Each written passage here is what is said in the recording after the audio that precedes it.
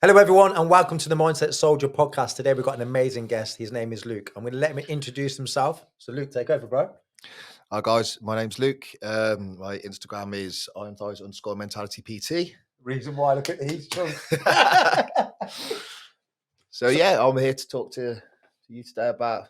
Yeah, so what we're going to talk to you today is obviously about yourself, your story, not just about obviously mental health, because it's big in yourself. Yep. Obviously, a bit about your childhood, about your kids, so that's massively important for you. Yeah. So let's go all the way back from when you was a little kid. I know it's hard to believe, but yeah. Let's talk about your childhood. Exactly, yeah. Right, so from the very start, I had every chance at life to be born with that silver spoon in my mouth. Like, you know, both parents worked. Good upbringing, mum and dad all good. Good upbringing, middle class family. They were very, they were well brought up themselves. Unfortunately, me and my brother were around there was a lot of arguments in the household. So my parents, great people, separate, but together it just didn't work. And I feel like they tried to hold on to it for me and my brother. Kids, which is an amazing attribute to have, because 100%. Like, fair play to them. People do dig deep, try hard. Which it shows their love for you. Do you know what I mean? Yeah, of course, 100%. Unfortunately, I think that sort of gave me and my brother a little bit of a insight as to how actions should be, because you mirror your parents, don't you? So it's all about emotions when you were a kid. You pick up on it. You pick up on the emotions. That's it. You don't really understand much more. So when you're hearing a lot of shouting, a lot of disagreements, you think it's to do with you, because kids are all narcissists. Oh, 100%. Remember this, kids are all narcissists. I'm constantly thinking, what have I done wrong? Yeah. But also, I think that starts to become your reaction then. Yeah. You mirror the emotions. You look up to them. So I feel like. So how was your mum as a parent? Like, describe it to me. Like, she'll be the first one to do anything for you.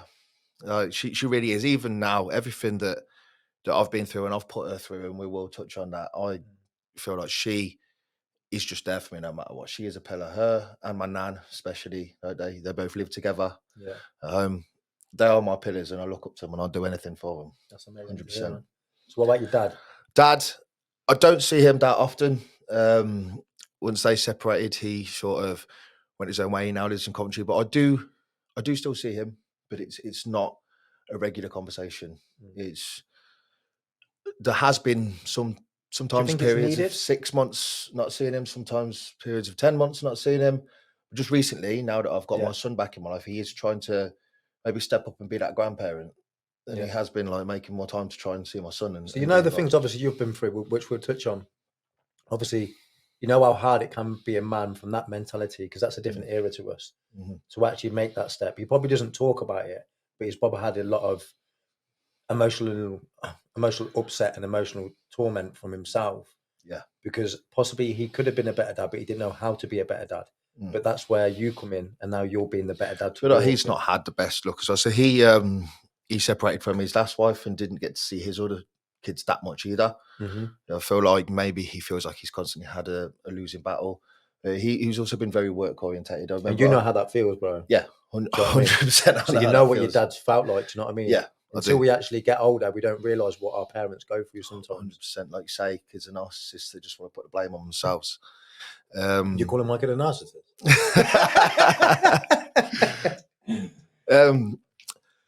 But I went through something when I was younger as well, and I don't necessarily recall it. But when I joined the military, about 22 years old, it came up in my medical history, and I had to ask my mum about it. So when I was about 3, I was with a childminder. Yeah.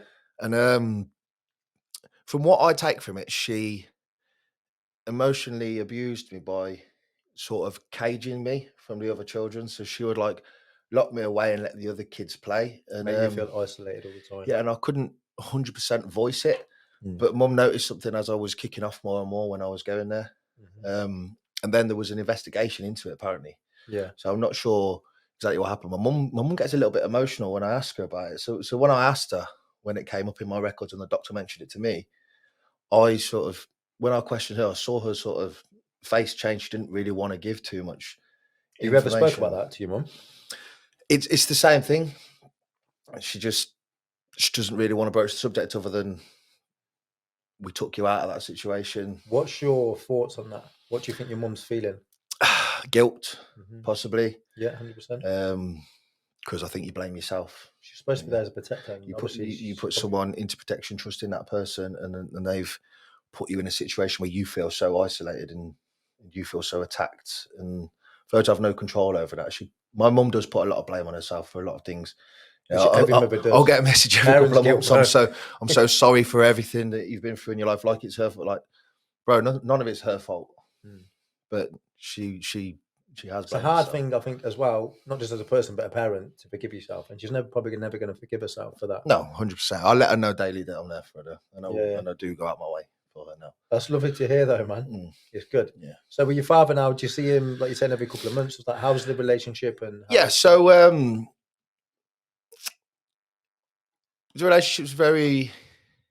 Is it a man relationship? It's a man relationship. Oh, you're right, mate. Yeah, fine, mate. Yeah, that's exactly what it is. Yeah. It's a man relationship, but he does make an effort with my son and with my brother and his kids. So he is stepping up to be that grandfather. I know his partner, and I think that's probably got a lot to do with it. She's got grandkids, so they're having them a lot. So I think that's integrated into him. Yeah, because of his new partner.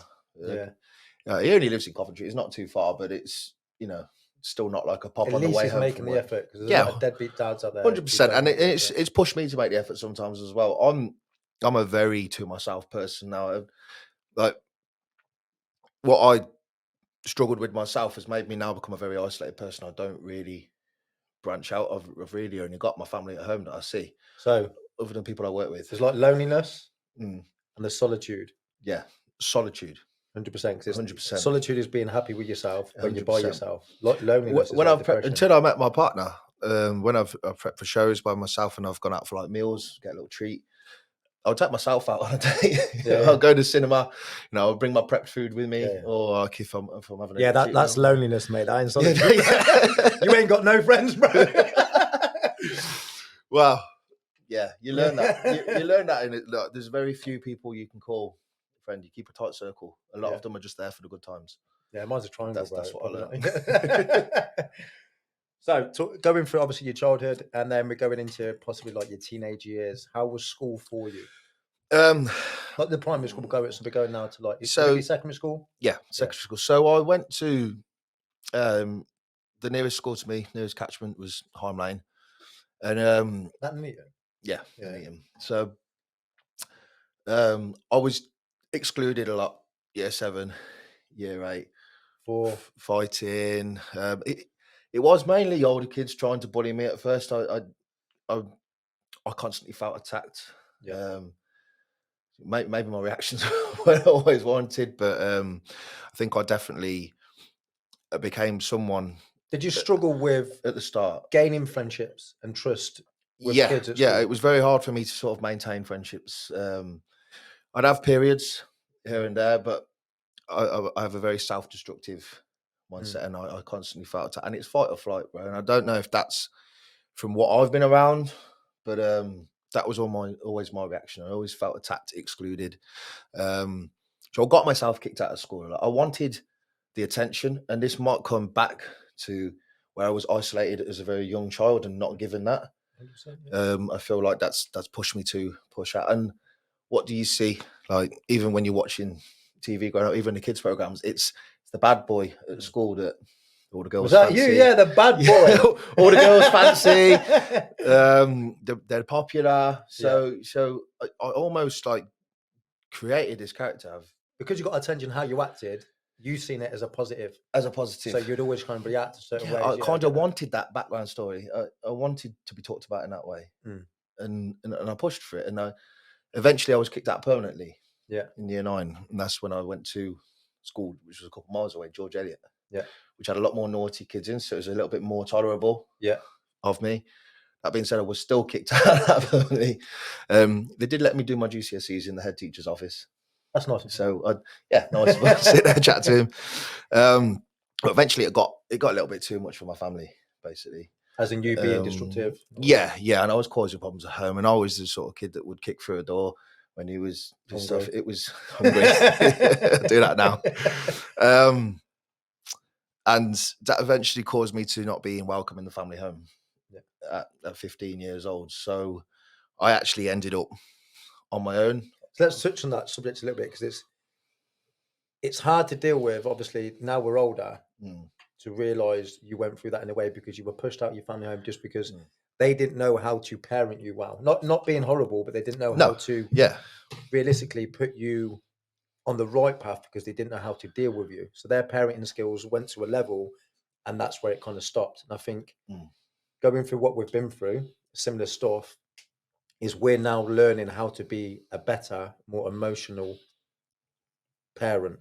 Yeah. So we teach our kids a lot of things that we wish we were taught. 100%. So I think when we go through life, like all the struggles that we've been through, whether it's childhood or whatever we've gone through, if you don't learn from it, it kind of fucks you up in life. Yeah. So what you're learning now as a dad is to be very emotionally intelligent. Massively. All kinds of that, teach them, because kids are just sponges. They're taking your emotions, your habits, your daily disciplines. Like I won't allow my kid to see me on the couch lying down and doing bad things and like cocaine at the weekend, all kinds of stuff like that. I never want my kid to go through stuff like that. Yeah. Do you know what I mean? Because then you teach them good habits. Because if my dad to do it, I ain't doing it. 100%. Because that's the only man you want better than yourself is your son. Boy. Yeah. Do you know what I'm saying? So carry on, sorry, mate. So yeah, that led me to be homeless at 15. But I did actually I knew of an abandoned flat on Gadsby Street, another lovely neighbourhood in the Neaton. It's on TripAdvisor. Yep. 1-star rating. Yeah. So You're I the only person that gave that star. So I got myself into this flat, but I had to rig the electricity. So I actually learned a little bit of electronics through this. But I didn't actually learn because I left the live wire on when I was using this copper wire to rig to, and I ended up halfway down Gadsby Street seeing white. Like, it blew me down. That's why your hair's curly now. That's it. Still the aftermath. Yeah.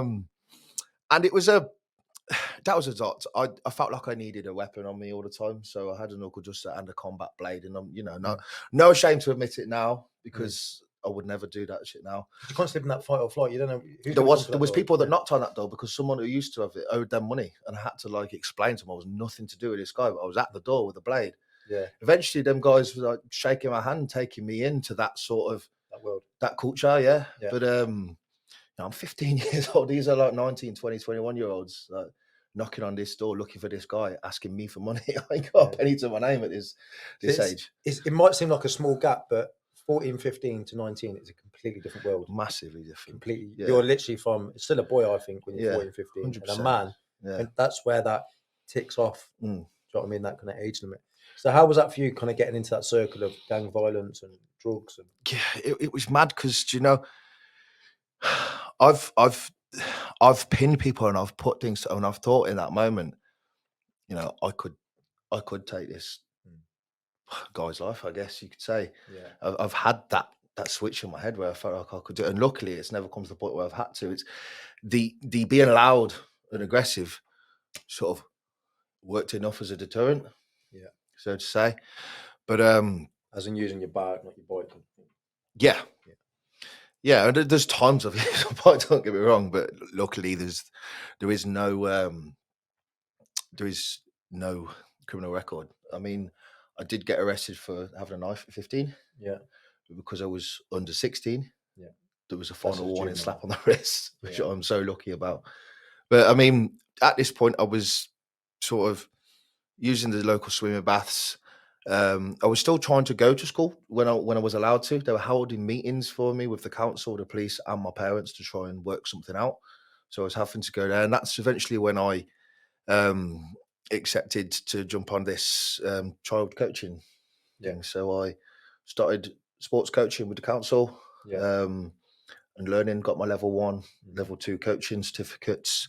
At that point, we then go into exploitation and drugs. Yeah. So let's touch on that. So this was around, what's you, 14, 15, 16? Yeah, 15, 16 now. So we turned 16 with You're still at school or is college? Yeah, still in school. Still in school. So I'm one of the early ones, and so I just turned 30 in October last month. So I was one of the older ones in the year. Yeah. So this is just turned 16. Trying to now sort of build family relations and go back from it and actually do something. Yeah. So I do have these periods where like, I'm trying to jump out. I never wanted to be in too long. There's always something in me that's You always just need wanted direction. to jump out. That's what a lot of lads that go through stuff like that, they need direction. They need a father figure. They need a brother. They need someone to direct them in life. So how was that then? Obviously, you talk about exploitation. What went on with this? Yeah, so I never realised what exploitation was until I actually started working with youths myself and started life coaching them and getting them out of these situations. But there was a adult coach there who was pushing me to sell his weed because he knew that I knew the culture that sold it in an eating. He was from Coventry. Yeah. And I feel like he's put himself in that position where he's around kids that will get a slap on the wrist as opposed to him getting done. Passing the blame. Yeah. And he was, and I'm just a 16-year-old kid that's seeing money. Yeah. I'm seeing this as a job. You don't see the consequences. I don't feel exploited, whatever it is. Yeah. I just feel I'm getting paid. You don't know what you don't know. It's way better than a paper round. Exactly. You're getting more money for it. Yeah. So how did that go then? Like, was it just constantly or? Yeah, that happened the whole time I was with them. He disappeared and I'm not sure what happened, whether he got sacked, but I stopped working for them anyway. My sort of period with them stopped. Yeah. And I dropped contact with him. Because actually, from leaving school and turning 17, 18, I had a girlfriend. I had the military in mind. And I did start training. You had plans? Yeah. I had plans, had direction. I weren't allowed in because of my behaviour in school. So they wanted like a very clear sort of behavioural report from me for a few years. Yeah. Just because of the counselling that had to be involved with it as well, like because of all the counsel and CAMs that had to get involved. It wasn't just like, you weren't worth the trouble, basically. But I just trained hard for that, worked sort of numerous jobs, etc. I did door work when I was 18. Yeah. Did security, always something where I was sort of on my feet, keep busy and able to train. Yeah. And I got into the military at 22. I originally went for a Royal Marine. Yeah. But I tore my peroneal tendon. Yeah. Just before the PRMC, which was like the second selection stage before you get took onto your basic training. I had to take 6 months rest from that. I mean, that gutted me, to be fair, because I was ready. I was ready to go off, and that stopped. But eventually, I did go into the clearance diving, which is like the Royal Navy's diving squad. It's a great career. 100%. Like the things that you can learn in it. It not only was like sort of like the sneaky peeky side, which interested me because there is some sneaky peek, but like you can come out with quite a decent skill to make a lot of money. What was your reasoning for joining the military? What did you want to gain from it? What was your insight? My insight, and I think this is probably every young boy's initial reason for wanting to be in the military, is I just wanted that purpose 100%. And that sense of honor. Like I really wanted to. I'm a bit of a patriot. At least I was. I don't know where my head's at now, but I wanted to be a part of that, a part of something. Yeah, in a clique. I've never felt like I fitted in life, and there I was able to excel. I passed out PT Superior, so it was one of the top in my class for the fitness. Not at the start. Yeah. But while everyone else was eating hobnobs at night, I was out doing camp sprints, running the hill that they got you doing on. hobnobs tonight, though, ain't you, bro? Yeah. Got to get them calories in. I think that's what's great about the military is probably 95% of the military all come from broken homes. Yeah. And you form a bond. You form that kind of trauma bond in a way with men, which you gain allegiance, just brotherhood. Like, obviously now, I've been out of the army, 5 years, but there's guys that are dropping the hat. You just ring, bam, I'm there. You're there, 100%. So I mean, you get that family. Like I haven't got a family connection with my family, and I've gained that through adversity, struggles, and going through the shit with these lads. So I mean, saving their lives, ducking and diving and stuff like that. I've read your stuff. You've gone through hell. You truly have. But it's amazing because the friendships are formed from it. Like you say, in the army. It's not a great job, bro. No. It's freaking shit. The only thing that keeps you going is the banter. Definitely not the pay. No. You know what I mean? And it's shit food, but you just grim and bear it because you're part of something. You're part of it, yeah. Exactly. That's what the whole army is about, is being part of something, having integrity, loyalty, being part of a community, brotherhood, all kinds of stuff like that gets you through the freaking shit. Mm-hmm. And being now in civil life, you realise people just don't connect with each other. There's no communities. No. If there is, it's very small. And there's some lads out there that are doing stuff in certain parts of the region that are doing freaking amazing. But that's what I think men need, is purpose and a community. It's hard to build that brotherhood out here. If you haven't been through shit, because, for instance, I've had a mate 20 years, 25 years, and we haven't really been through shit. Until we went through shit, I realised he was a shit friend. Do you know what I mean? In the army, it's very quick. You're in there, bam, you've gone to war, you've done that, you've gone through training, you know he's a dickhead, or you can rely on him, kind of thing, straight away. So going through that, then where did that lead you? So with the diving, you go through your basic selection, standard Navy procedure first. Then you go on to your, it's like a prerequisite to join the diving. So you're not actually guaranteed to become one, even though you've been took on as one. You might have to fall face back fits, into something or else. is it mainly to do with obviously your education and obviously your fitness? So this was just Hell Week. That's basically what they call it. So this is just to test your toughness for it. Your resilience. Yeah. And that was Monday to Friday. 35 of us went for this week to do the joining. I'm forgetting the names. It's at the top of my tongue, but basically 4 of us passed. Yeah. 4 people got on course, and there was 2 broken bones. Yeah. Someone landed on someone jumping off the board. He broke his foot, the other one broke his rib. But 3 days into that, I tried to quit. I was broke. 100%. I was broken that day. It messed me up. 3 days in, I turned up. I had my kit because I'm not a knob. I will always turn up prepared, but I'll tell them I'm not. I've got that honor to turn up and tell someone. It's like if I've ever left a job, I'll turn up that day to explain to them. I won't just send them a text. So I turned up, but I didn't get dressed when everyone else did, and I went into the room and I said, "Look, I'm sorry, I'm pulling out. I can't do this." They gave me that opportunity there and then. So I'm going to leave this room. I'm going to come back in 10 minutes.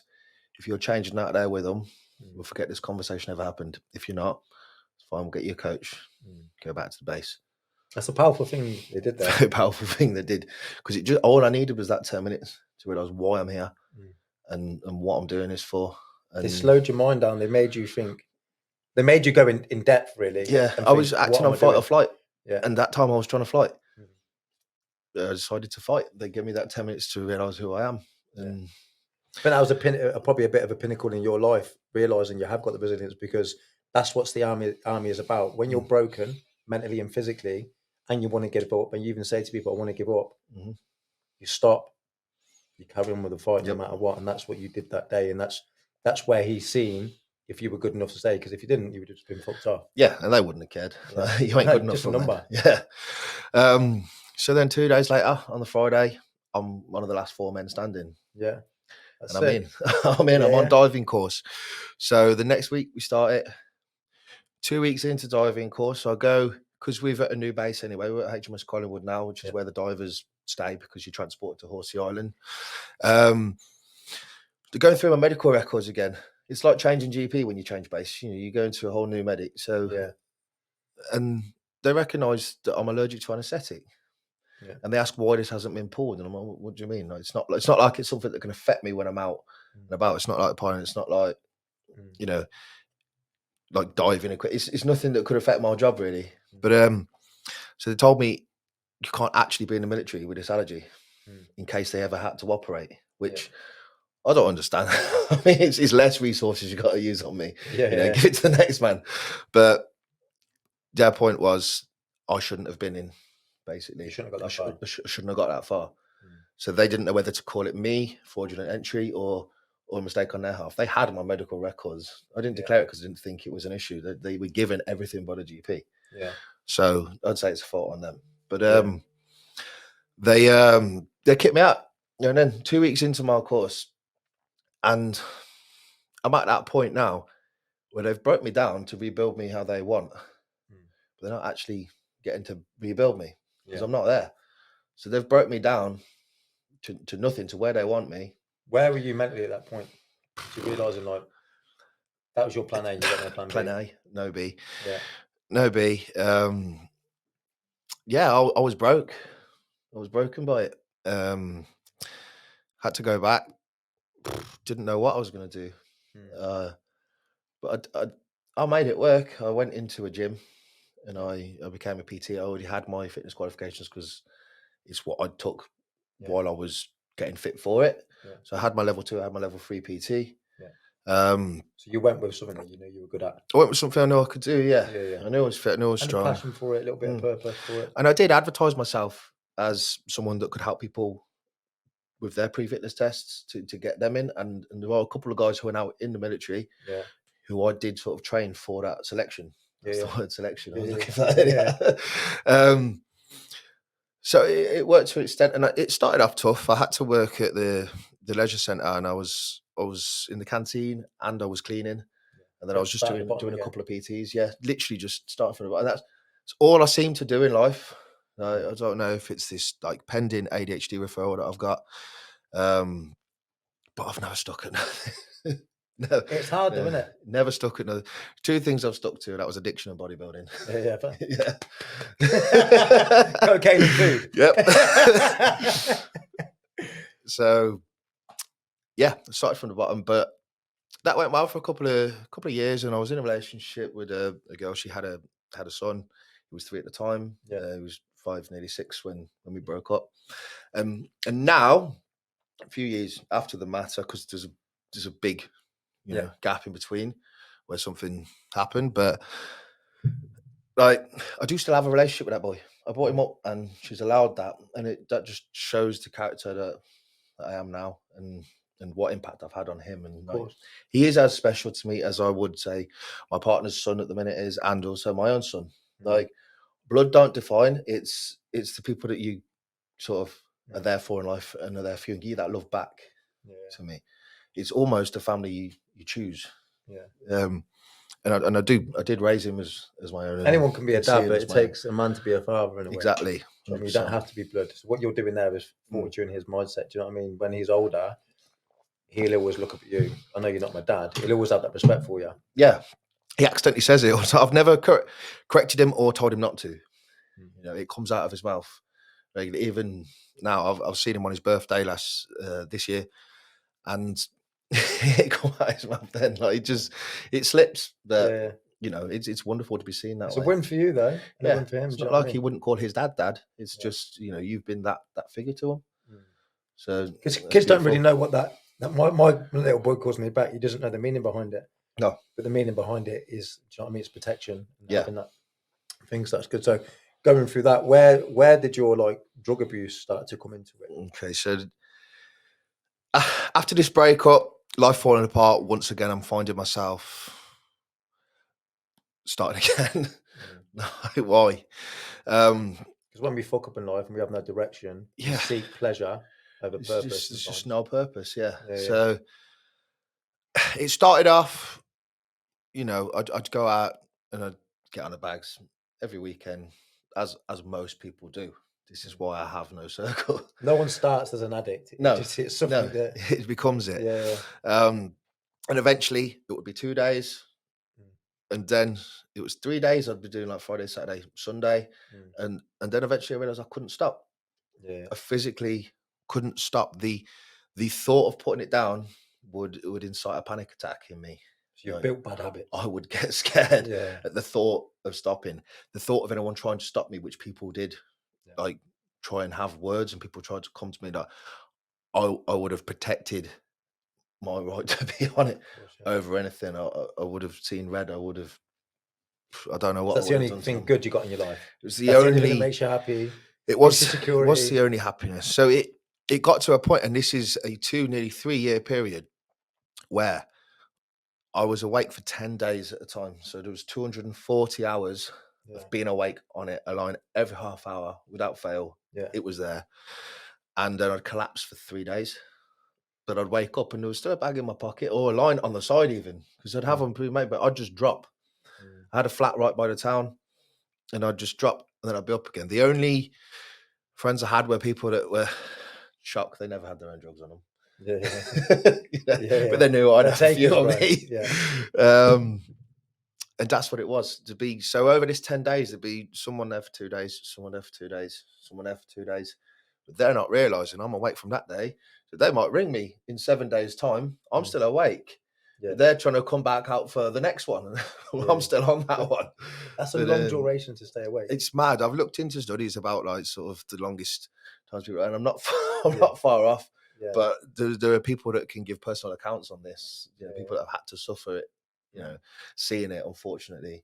I was awake for 240 hours. I knew when I was going to drop because I'd lose bodily control. I'd not become incontinent, but I'd twitch. My arm would, like, I'd hit things, I'd kick things by accident that hard. My foot would blister. Yeah. My skin would start to dry up because I'm not getting that sleep. I'm not getting that rest. It was almost like I was breaking down.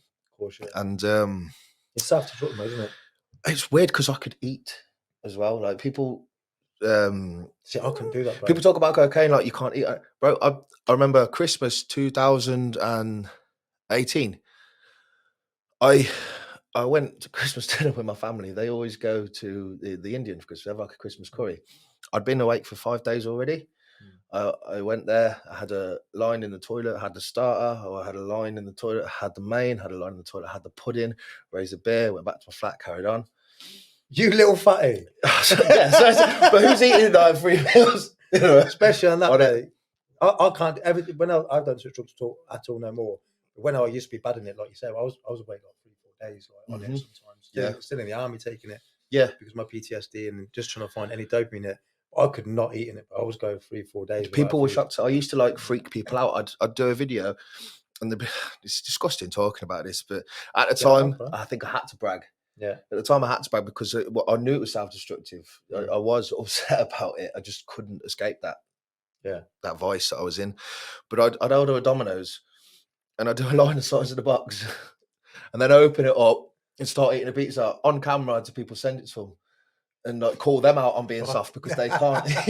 Yeah, you're no man. Yeah. It's ridiculous, this shit. I mean, I'd hallucinate. After 3-4 days awake, your brain starts to dream while you're you know, while you're awake. Your brain wants to be asleep. You cripple, bro. I remember having it where like when I was going to sleep, my eyes were fully open, but I was asleep. I was screaming out for help, but no words were coming out.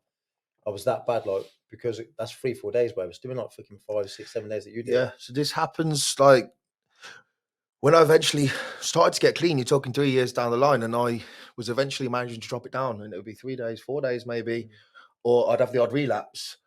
After them, I'd get that sleep paralysis. So, because I'd been up for a few days and I was like tired, but I was trying to, but then your body sort of shuts down and your eyes are awake. Yeah. It's crazy. But you lose your functions, bro. When I used to be awake for like 6, 7, I'd see things. I've told you previously about I had an argument with a honey monster because he told me he wasn't a honey monster. And I said, yes, you are. And I would swear this on the Bible in court on my son's life. I had an argument with a honey monster. He was stood in my room telling me he's not the honey monster. Yes, you are. How dare he say that? Look at you. Yeah. And then my remote turned into a foot. Yeah. In my hand. We all know you got a foot fetish. We all know this. So obviously it's seen things it wants. It wanted cereal. It wanted Exactly. So how long did this bad addiction last for? When was this turning point? Because people like ourselves who have got probably, I wouldn't say mental health illnesses in a way, because I don't like calling that, or we suffer with it. We do struggle with it. Yep. I don't suffer. That's it. Because I try and think to myself, putting positive thoughts in my mind. Where did that kind of stop with you? So it was 2018, 2019, addiction. So pre-COVID, yeah. Yep. Then it was May till end of July. I went to America. 3 months. What was that for? So I just needed to escape the country because I wanted to not be on it. Yeah. I had to go somewhere I had no contacts, knew no one. And I mean, I hope no one that went to that camp. Say you went to fucking Colombia or something. I hope no one. I got invited. I met a girl from Colombia there. She said, "You need to come." No. I said, "No, I will die." So I went to a kids camp and taught water ski. I'd never water skied in my life. But in the Navy, you ain't buoyant, bro. We get I swear to God, they taught you to do it. So they fly you out a month early, teach you to water ski, get you an open water lifeguard. So I'm doing this, back end of it, like the weekend before I go, I'm on it. Then I'll go to America and I'm clean for 3 months, and I get a lifeguarding certificate, and I get the water ski coaching certificate, and I'm teaching it to kids and like these like rich families. It's a lot to send your kid to summer camp all summer.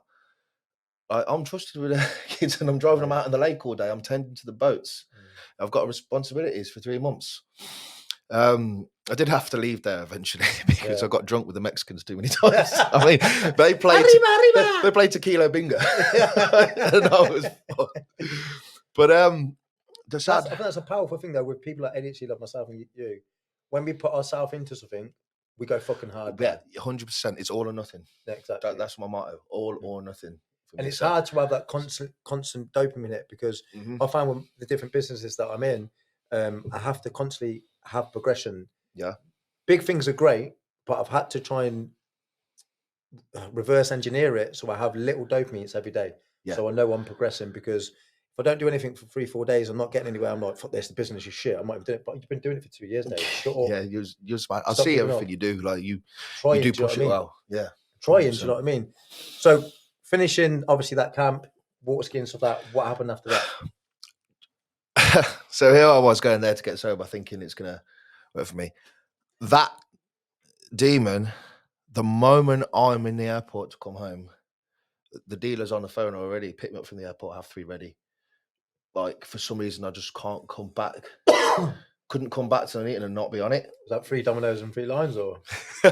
Nah. First couple of days, no one's eating. Yeah. 3 bags, picked me up. Like, as soon as I got in his car, he wanted a peri chicken sandwich, whatever. I love how you can remember food. I remember it was a peri chicken place. A very, very photographic memory. About food. So I went in and went to the toilet at this place straight away. Slug. That's it. Yeah. Haven't done it for 3 months. Straight back on it. I didn't come up for about 7 days. That one. Couldn't go straight back to 10. Was you in a relationship at this time, or? No. I had started seeing a girl, but I left her when I was in America. Yeah. I didn't have very trustworthy partners back then during that addiction. And it was better to sort of end it rather than just end up being. So let's move on to the kind of, I don't want to say story, but your life with your ex-partner and your child now. How did that come about? Yeah, so I actually met her during the height of addiction after this. So it was literally straight after coming from America. Yeah. I met her. She was a barmaid. Shock. So it was, hey, you meet her. Or a drug mule. Yeah. Or Domino's. That's where we'd find Luke. 3 places. So the great thing about her is, I should reword that. The thing about her which made it work was she didn't do drugs, but she had a lot of her own personal, mental health battles that kept her up at night. So you had a trauma bond? We had a trauma bond. She couldn't sleep at night. I obviously wasn't sleeping at night, but she was someone I could be around that also wasn't taking from what I saw as my medicine back then. I need this. You're asking for lines of something that I might potentially run out of if I'm sharing with you. Like, you can go home and sleep. I need this to survive. In my mind. So it was good to have. Because it's your belief system. What you've created is your own belief system. You think this is good for you. That was my life source. I was still working on it. I was still training clients. Every half an hour I was having a line. I looked normal. It was that dopamine that needed to be there. Like the only time I didn't look normal was after waking up from them 3 days collapsed and hadn't had any. That's when I looked twitchy and needing something. It really did rely on it. I got very ill when I finally got myself sober. I ended up in hospital. So obviously this relationship started good. Yeah. When did it start to decline? Pretty much straight. So she. Pretty much straight away. Yeah. It's not. This is about trauma bonds. It's not a good place to trauma meet. Bonds don't work unless you're both healed. Yes, and none of us were. I mean, I'm not sure. I'm definitely well on that journey to be healed now. I don't think there's. You're never going to be healed. I don't think I could fall back into it anytime soon, but she definitely wasn't healed from hers, and she still shows signs, bless her. You know, I try not to think ill of anyone because everyone's battles their own. Like, You don't know what everyone's going through. she's treated me pretty badly at points, but I probably reacted quite badly to her as an addict. Like, I don't think my emotional responses were intelligent like they are now. Now we don't fight because there's nothing she could do to raise me. So she kind of rants to herself, then stops. Yeah. Because obviously we have a son together, so we'll have to communicate. Yeah. But my son was conceived when I was already 6 months sober, and you know, I haven't been on it since then. So you know, none of this has ever been around him, or even since he was in the womb. So it's a positive thing that I can stand by. Yeah, 100%. Because you probably would have 100% went back on it. Yeah, massively. Unless it was for your son. And that's what she became. So the reason why I left her in the first place, like, we'd been split up for 6 months when he was conceived. It was one of those where you've moved out, you've got your own place. There's a piece of furniture you want from that house. You ask for it, they bring it round. It's an ex, it's familiar. One thing leads to another. And that's how he was conceived. So I hadn't even been with her for 6 months. She became... You're a romantic at heart, ain't you? I am now. We'll get onto that. I am. But she became a trigger to be on it. As opposed to someone I was trying to... I guess we used each other in a way. Yeah, you used her. I was using her to try and become sober because she... I was trying to use her to get sober. Yeah. By the end of it, because it was someone that I knew that didn't as well. Yeah. So as much as it was someone I could be there and have my medicine, it eventually becomes someone, you know what, I can try and like be a better version of yourself in a way. I could try and pull back from this because it's not someone that's out like, shall we get one? You know what I mean? Like, if I am trying to become sober, I couldn't. There's mates I can't even meet now, knowing what I've been through, and that's why they're not mates. And it stopped where they'd be like, I ain't seen you in ages, let's catch up, and I'll go for lunch, and they'd order a bag to lunch. Yeah. Like, what the fuck are you bringing this to me? So yeah, she eventually become a trigger for it. And I did get sober for a long while. I did my first competition, my first bodybuilding comp, which I'm like well in now. Like, that is my life. I live and breathe it. Did my first bodybuilding comp when I was with her, and that was mad. I was 2 weeks sober from this every day to then I want to do a bodybuilding comp. Contact a coach. So there's a show in 12 weeks. He says we need to like get to work yesterday. Yeah. But because there's that dopamine, because it's every day and you're working towards something, once again, it's like America. It's took my mind away completely. 3 months. You put yourself into an addiction again. Yeah. But it's bodybuilding, because bodybuilding is the hardest sport in the world, I think. I think so, mentally. Mentally, physically, everything. You're restricting yourself. You put yourself through shit, but there's not a day off. Exactly. There's not a day off, even in the off season now. I mean, some people treat the off season the other days. I don't. I'm fucking starving in the off season because it's all clean food. That's good for you. Yeah. Do you know what I mean? Because that keeps you in line, because you see 100%. It as a road to recovery in a way. And I think I always need an addiction. I do, if I'm honest with you. But can you call an addiction negative if it's so far from the one that was literally killing you? Yeah. Like, it might be that shit mindset still of being addicted to something, but it's something that is better in my life, 100%. And after that show, you know, I took third in the first timers and third in the British Open the day after. Amazing, yeah. For my first ever time. And the transformation, I've sent you the photos, so I don't know if you want to fit it in at some point, but the transformation I made from 2 weeks sober from addiction, I'm looking at it like beat up, to like the week before my show. So that cocaine, water essentially. Yeah. So that's amazing going through that. So obviously you've gone through this relationship with your ex at the time. Obviously your kid was conceived, and then you broke up. Yeah, so we were broke up before he was conceived. Okay, got you. So going through that, then how's the journey been with your kid and obviously the mother at the time? Because I know you didn't see your kid for a while and you've been fighting. Yeah, so he might not have been mine. I'm not slagging her off, but we weren't together when she was seeing someone. You're not slagging off, you're telling the truth. There was 2 people involved. Well, 3 people involved. 2, 3, 4, 5, 10. You never know.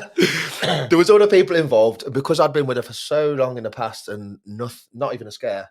Yeah. But the guy that she's seeing has kids. Yeah. I'm like, just put 2 and 2 together. That's not mine. She was convinced on the dates. And I didn't speak to her throughout the whole pregnancy. I tried to sort of be there as a friend, but we couldn't even like work as friends. She was a trigger for me.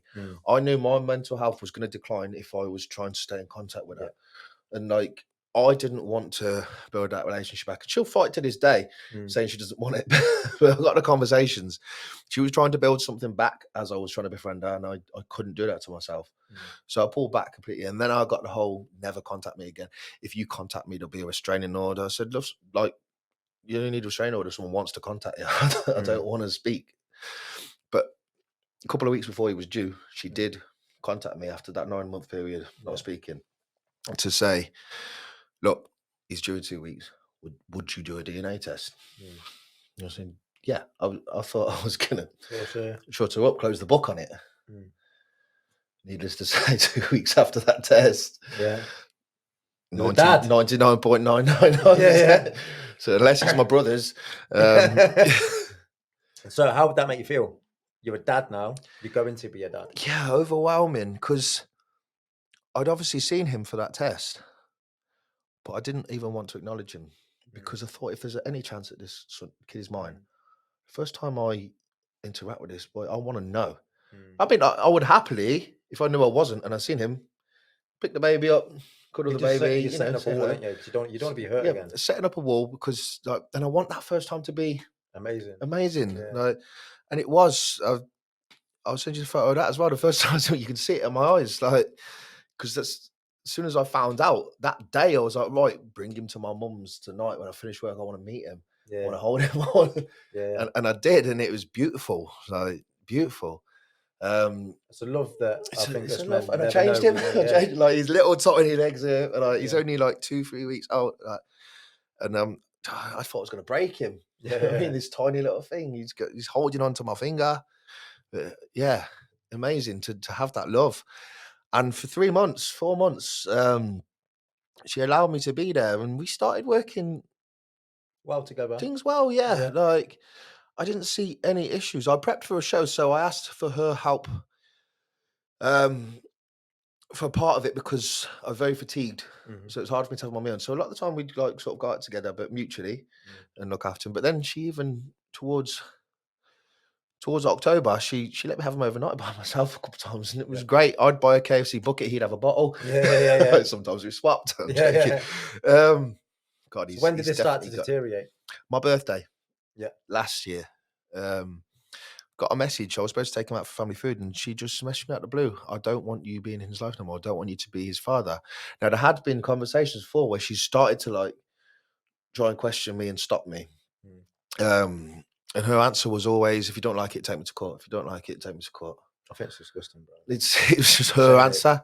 So she said she didn't want me in his life no more, but then she was sort of letting me see him again. But then this letter comes through her door, court order. Well, court notice. And she flips, she stops me altogether then. I said, you told me, I said, I can't have you make plans for me to have him and then like drop it like that every time. Like you have control. She wouldn't put me on a birth certificate. I've sent the court order off now. I have my son now, 4 days 1 week, 2 days another week, and extra. Alternative motive there, because I think that's just disgusting to do that. She's not just harming you, bro. Power. Yeah. Do you know what I mean? The subside of that, she's harming your kid, bro. 100%. So is she a nice person? No. I don't care what anyone says or has an opinion on this. Unfortunately not. And do you know what? Like, there's been 4 or 5 weeks, touch wood, where she hasn't given me one shitty text. Yeah. And me and the missus are both thinking, what's coming? What's coming? Something's coming. But I feel like a lot of her negativity is being directed elsewhere at the minute because there's certain things going on. So fine, I'll deflect that for a bit. 100%. So how long did it go without you seeing your son? It was 11 months other than... So 11 months you didn't see your son? There was 2 times at my mum's and 3 times in a contact centre over 11 months. All because of her narcissistic ways. And do you know what? Butter wouldn't have melted in her mouth in court because you know what she said? I want him to have a relationship with her. 7 grand later, going through all that, having social look at me. Like, I'm this guy that's turned his life around, that's now working in a good job, got a fucking family at home. You got a 5-year-old boy, he's 5 now, he was 4 at the time. She had no evidence, though, of you being a bad dad? Nothing. She kept saying all this stuff, I was like, Sam, bring it to court. Bought nothing. Went there, smiled, saying I want him to be in his life because she had nothing. I had things on her that made her get questioned. I've seen Do you her not driving. think, this is my perception of it, yeah, women like that who do that should get a criminal freaking record. They should. Don't want to go to prison, so I still wanted to be the mother. But if a man did that, yeah, it's a debit. It's just a normal thing for a man to do. But a woman to do that, they need to be hung, drawn, and quartered. Make sure they're on the register. Yeah. Do you know what I mean? Because she's the first one in every other message she sends you. I'm such a great mum. Why do you feel like you need to defend yourself that much? No one's called you a bad one. What do you trying to reaffirm it into her blind? Yeah, it's reassuring. She's not a good mum. I don't care. Like, I don't know her. No, but guess what? I've got an opinion of her because the way her actions are. Because I have an opinion on any mum that does that, unless the guy is literally abusing you and your kid. No. Like, why do it to a man? She's got an emotionality. I'm a man that's turned disorder, his life around and has made a fucking effort to see my son. Like she'd moan that I'd show him off. Like, I'd put social media posts up now and then every time I had him. Why would you not? Like, I got him like once or twice a week, and he's like my newborn kid that I didn't even know I was going to have. I'm fucking excited. I share my life with her. Yeah. Of course I am. But she's like, you're just doing it for show. You don't want to be there. What about the times I'm not posting? I'm putting like maybe one post every time I've got him. I've got him the whole day. I'm loving every minute I spend with him. I'm building that bond. See, why would you not see that as a positive? As a good father, he's being there for him. He's taking photos. Well, I'm off Facebook now, and I've got a private Instagram. I've got my public one for my bodybuilding and my mentality PT platform, but I've got a private Instagram now. She's not on it, and there's about 30 people, yourself, you know, people that I know personally. Like, I'm not doing it for validation of that's what a lot of people get wrong with social media. It's either purpose or pleasure. You post for purpose or you post for pleasure. You post it to validate yourself or not. I don't do anything. I post so many times a day because I want to show people my life and I want people to be the better version because I've been through it. Like, my main thing now is just being the better dad. Like, my kids are my world like they are with yours. So when you actually finally got contact with your son again, when was this? This was just this year, September. This year. Man, I can't comprehend it, bro. Like, the longest I've had away from my kids is 2 nights, and that was from work, and I didn't want to do it. It fucks you up, and I had to have FaceTimes. If I didn't, I'd be like, you know what, I'm going to drive home. This is like 3-4 hours away. So to go through that as a man, she's took a part of you away that you will never be able to get back. The mental toughness it's took to sort of go through that and switch off and still carry on and be that man for my son. The strength through struggles, bro. For when he comes back. Like, I'm very lucky. I met my partner in November. And she's been an absolute rock for me. How did you meet your partner, mate? So we touched on the foot fetish. I had her on Instagram. She put a post up, and it was what did you search for? She followed me. She fancied me. She put this post up, and it's like just one of these silly memes where it's got someone's feet together, but it's dark, and it looks like you're looking up someone's skirt. And it says, if you've seen anything but feet, your mind's in the gutter. So I had to reply to that story. You had to, I had to say, look, I see feet, but I've got a foot fetish. Is my mind still in the gutter? Yeah. She said, yep. Yeah. And I said, is there anything wrong with that? She said, best place to be. And the conversation just flew. I met her 2 days later. We went for a walk. Yeah. And she came around mine.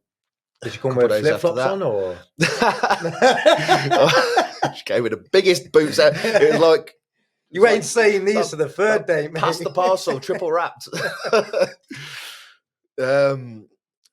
Honestly, I've never had someone that's more of a teammate with me. And we're not teammates because we always agree, because we don't. We're teammates because we communicate and call each other on it. And like, it's just times that we might upset each other with our views, but like, we apologize, we communicate. It's great to have different opinions. We need them. Exactly. Someone's not on your team if they're agreeing with you all the time. No, 100%. They're just blowing smoke up your ass. That's what I get with friends. Like, I've had friends that love seeking validation, or people blowing smoke up their ass. I'm like, nah, mate, you're doing that wrong, you're doing that.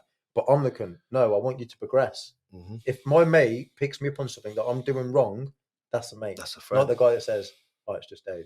Yeah. Do you know what I mean? 100%. It's not a friend, bro. She calls me on everything, but I'll call her back. It's not as much to call her on, but mine's mainly cleaning, you know. So how's the relationship now? How's the relationship? Obviously, she's obviously an amazing woman, like you say.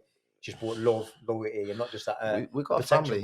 We got a family, man. Yeah. You know, we get Teddy 4 days 1 week, 2 days another week. Let's see the tattoo, bro. Show it to the camera, bro. It's my Teddy tattoo. That's my son's name, Teddy. So we got Teddy. We got Alfie, her son. He lives with us. He sees his dad sort of 3 days, 1 week, 4 days of the week. They do co-parenting well. Yeah. They don't necessarily see eye to eye, but they co-parent well. They do it how it should be. And I feel like I'm getting there now. We're never I've gonna asked for fully extra heal, days. I've had 2 weeks off. I've had to have a nose operation due to the damage done from cocaine. Yeah, so it was completely collapsed. I definitely wouldn't have shared a bag with you years ago, bro. Absolutely not, bro. You're lying, mate. I've already had 5. People used to throw up when I did that once at me because I was thinking, I just thought this was normal. So I'm like, there's mine, there's yours. What are you talking about, bro? It gets to the point when you start selling it because you're like, well, if I can break even, I can break even and spend nothing. So that's what it come to. So I was just picking it off. Yeah. It was fun to come around mine, but you weren't leaving happy. So you're winning in life. You've got to give yourself I'm winning. A pat on the fucking back, bro. You've gone through all these struggles. You've gone through addiction, maybe unstable upbringing emotionally and stuff. Gone through your struggles in life, and now you turn it into your strength. You're being the best person you can be, not just for your partner, for yourself, and the best dad. You've gone through that, bro. You need to give yourself fucking more credit because the kid's going to be a better version of you. 100%. Do you know what I mean? 100%. He's very intelligent. What's he mean to you, bro? The world. It's hard to put into words, isn't it? You can't feel that. There's nothing that explains it. I used to go to a dark place when I lifted heavy. Now all I've got to do is think about his smile and not letting him down. And honestly, like, it's brought strength in me sometimes. I sleep in the same house with my kids, bro. I've still got a picture next to my bed with a little note. So I see them every night. They obviously sleep in the other room, but I make sure I wake up every day. I see them, go to sleep, see them, but they're still in the next room. So I've got some questions for you, bro. Yes, brother. Are you ready for these? Pick 1 to 15. 1 to 15. 7. What's an insult you've received that you're proud of? Insult I've received that I'm proud of. I think I remember you saying that. Yeah, I like being called a steadhead. Yeah. Why is that? It means it's working. Exactly, exactly, but it is. Exactly. It's a backhanded compliment because they're like saying, yeah, you're big, mate, but yeah, do you know what I mean? And it's always the first thing people will say to you, all these natties, it's boring. Yeah. But I do get called not ex-cocaine, but when are you ever not an addict? You're just an addict that's handling his triggers. Okay, oh, you're nothing but an ex-cocaine. I'm like, thank you. I'm glad that's like, brought out that response in you. Look how far I've come. You're triggering them, bro. Bro. Triggering them more than me now. Like it helps me see how far I've come because I'm not that, and I love hearing that explanation to know how far from it. It reaffirms your mindset there. Yeah, I was, but I'm not no more, bro. Yeah. So 1 to 10. 4. What's the most important lesson you've learned over your career in bodybuilding? Important lesson that I've learned. Order 2 pizzas. More like don't. Time achieves everything. Love that. Yeah, consistency. Yeah. And intensity. Discipline. Because motivation's not always going to be there. That's a foot, bro. Motivation isn't going to be with you every day, but consistency and discipline is. And discipline will carry you through those days where motivation's not. That's what I love saying is motivation gets you up, discipline keeps you up. Exactly. This off-season, I was the most disciplined I've ever had. And I'm bigger and leaner, bro. Yeah. I got, I was 115 kilos at the start of this off-season. I'm now 101. People look at the scale, they're trying to go up in the off-season. What I've done is I've recompositioned my body. Thank you to my coach, Ross, at Team Pro Coach. He is like installed this in me because he's a very professional coach. They're a very professional team. They've got a lot of pros on their roster. Like, he helps remind me that that's what I want. I'm not trying to be a bodybuilder. Everyone can be a bodybuilder. I'm trying to be a good one. Yeah. And good ones have patience. They take the time. They have the discipline. I'd love to have a cheat. The food's been so low at the minute, recovering from this operation. All I've wanted to do, and there's been birthday cakes everywhere. Everyone's got a birthday in October, November. Everyone's got a birthday every day, mate. Just saying. Everyone's got a birthday every day. For some reason, my family seems to be 1 week after another. So, discipline, bro. Time. Yeah, I love that. That's one of the reasons I get up every morning is discipline. I don't want to get up, mate. Most mornings when my alarm's going off at fucking 5 o'clock, I'm like, fuck this shit. I feel like I've had a car crash, bro. Do you know what I mean? Then look at my kids, it gives them the motivation. But what keeps me up is making a better version of myself. So, Luke, I just want to say thank you for today, for coming in. Thank you for having me, speaking about brother, your struggles, honestly. bro, and being open and honest, bro. Do you know what I mean? So guys, obviously go and follow Luke on his pages. What's your pages, bro, on So socials? it's at _mentality PT. So I do offer like the coaching, which is more of a lifestyle, as well as the I hate people program who are with saying food. diets. It's a lifestyle, isn't it? Yeah, it is a lifestyle, exactly. Yeah. So I help you hold yourself accountable and give you that mentality, as well as Physically giving you the program. Yeah. But also try to give you the tools to follow it and to enjoy your life. It's easy to give someone a program, but it's being there for them to get through it, because it's hard. Hold them accountable, tick all the boxes. I offer 24/7 WhatsApp support. I will say, if I'm asleep. You on the drugs again? If I'm asleep, that ain't happening. And I do try and have the last part of every day with my family. And that's just it. You know, if I've got my son, or if I'm just at home with the missus, you know, between like 7 and 9 o'clock, I'm not touching my phone. It's away. Yeah. You know, you've got to spend that time with your loved ones. So. Perfect, brother. Thank you very much, mate. Anytime, brother. So obviously, everyone, thank you for joining in on the Mindset Soldier podcast. Obviously, like, share, comment, keep pushing it out to your friends. I just want to remember, everyone have an amazing day, have an amazing week from the Mindset Soldier. Thank you.